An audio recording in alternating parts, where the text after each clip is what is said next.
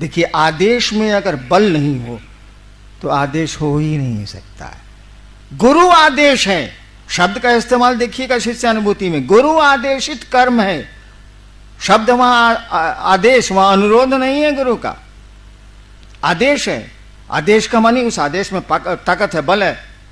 और बल नहीं है तो आज इतने करोड़ शिव शिष्य कहां से आ गए?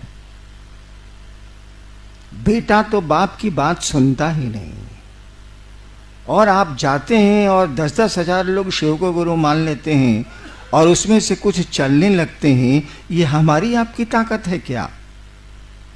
अरे किसी के आदेश में ताकत है, उस आदेश को आप लागू कर रहे हैं तो उसका बल काम कर रहा है आपके साथ, तो उसको करिए।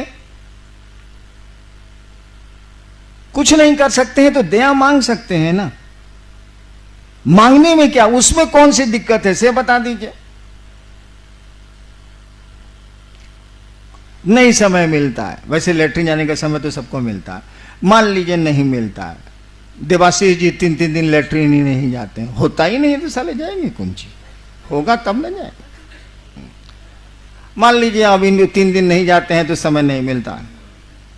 भाई सोने के पहले तो आप उस शिव को स्मरण करके, शिव का स्मरण करके ये तो कह सकते हैं ना, मन ही मन, बोलने की जरूरत है नहीं, हे महादेव आप मेरे गुरु हैं। इसमें शर्म की तो कोई बात नहीं, उससे बड़ा गुरु हो नहीं सकता।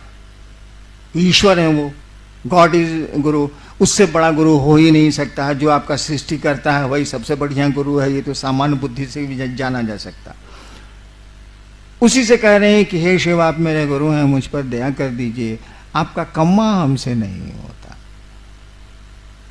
धीरे धीरे धीरे धीरे होता क्या है ना कि आप कुछ भी करिए, आप मोक्ष को क्यों नहीं पाने की स्थिति में हो, आप बहुत बड़े पीर पैगंबर हो जाइए, कोई दिक्कत नहीं है, लेकिन आपके जो प्रारब्ध कर्म हैं, जो आपके पूर्व के कर्म हैं, जो आपके भोग में आ रहे हैं, और समय आपका पीछा नहीं छोड़ता, आपको पकड़ लेगा और आपके लिए बाधा पैदा करेगा। वो कर्मफल उस शिव की ओर जाने में, उस परमात्मा की ओर जाने, उस गुरु की ओर जाने में, वही बाधा पैदा करते हैं आपके कर्मफल।